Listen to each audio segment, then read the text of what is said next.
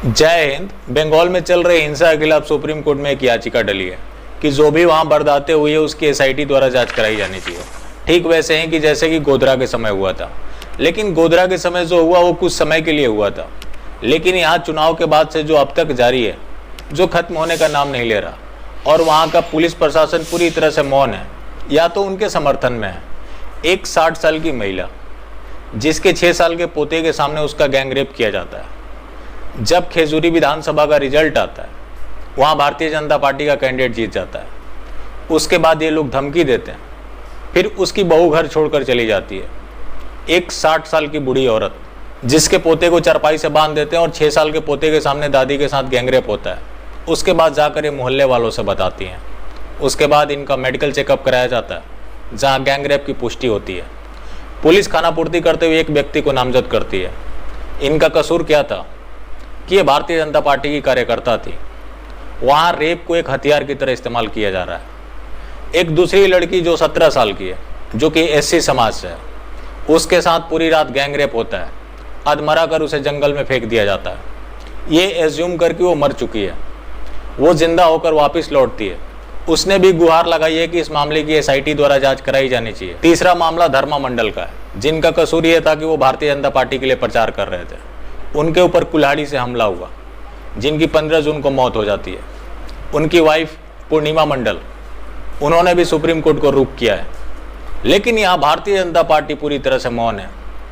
ये है भारतीय जनता पार्टी के प्रवक्ता नवीन कुमार, जो कि दिल्ली बीजेपी का प्रदेश प्रवक्ता है।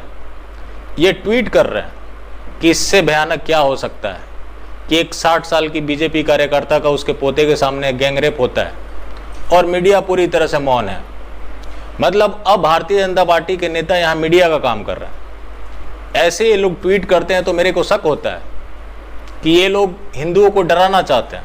हिंदुओं को ये लोग ये बता रहे हैं कि तुम्हारे साथ ये ज्यादती हो रही है, लेकिन खुद कुछ नहीं करेंगे। कुछ लोगों को इस बात का संतोष है, कम से कम भारतीय जनता पार्टी बात तो करती है। बात करने के लिए सत्ता में होने की क्या जरूरत है? बात तो मैं भी लगातार कर रहा हूँ, लगातार करता रहूँगा। लेकिन मैं तो किसी पार्टी का वर्कर नहीं हूँ, मैं किसी पार्टी का ऑफिस बेरर नहीं हूँ, मैं किसी पार्टी का सदस्य तक भी नहीं हूँ। तो फिर सिर्फ बात ही करनी है तो उसके लिए सत्ता की क्या ज़रूरत है? वहाँ पे शनि काली मंदिर में अटैक होता है, जहाँ पे जिहादियों द्वारा उस मंदिर के ऊपर अटैक किया जाता है। वहाँ बीजेपी की सांसद लॉकेट चटर्जी पहुँचती है, जिनके साथ अभद्रता की जाती है। वहाँ तोड़फोड़ होते हैं। वहाँ भी ये पार्टी पूरी तरह से मौन है। फिर ये पार्टी किस महिला अस्मिता की बात करती है? जो पार्टी अपनी महिला सांसद के लिए खड़ी नहीं हो सकती, वो आम हिंदू के लिए क्या खड़ी होगी? और हाँ, आप भारतीय जनता पार्टी के समर्थक हैं तो इस बात से खुश हो सकते हैं कि भारतीय जनता पार्टी यहाँ सरकार बना ली, वहाँ सरकार बना ली। आज भारतीय जनता पार्टी का रोल इतना ही रह गया है कि वो कहाँ कहाँ सरकार बना रहे हैं, कहाँ कहाँ उनकी सरकारें जा रही है। इससे ज़्यादा उसको कोई लेना देना नहीं है। ये लोग पूरी तरह से मौन मुद्रा में है। या तो फिर जो हिंदुओं के साथ अत्याचार होता है उसको लेकर ये लोग ट्वीट ज़रूर कर देते हैं, जिसको आप सेव करके रख लीजिए कि हाँ हमारे नेता ने किया था, लेकिन कार्रवाई के नाम पे पूरी तरह से जीरो। इन्हें कोई फर्क नहीं पड़ता कौन मर रहा है नहीं मर रहा है। ये तो चाहते हैं कि हिंदू विक्टिमाइज बना रहे और उसके विक्टिम को दिखाकर हम वोट मांगते रहें।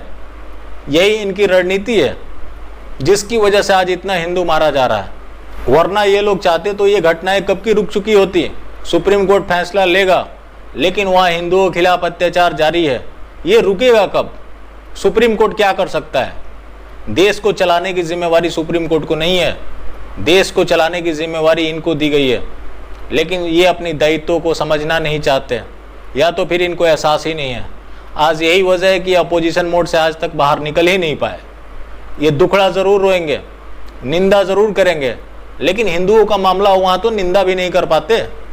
ये निंदा किस मामले में करते हैं?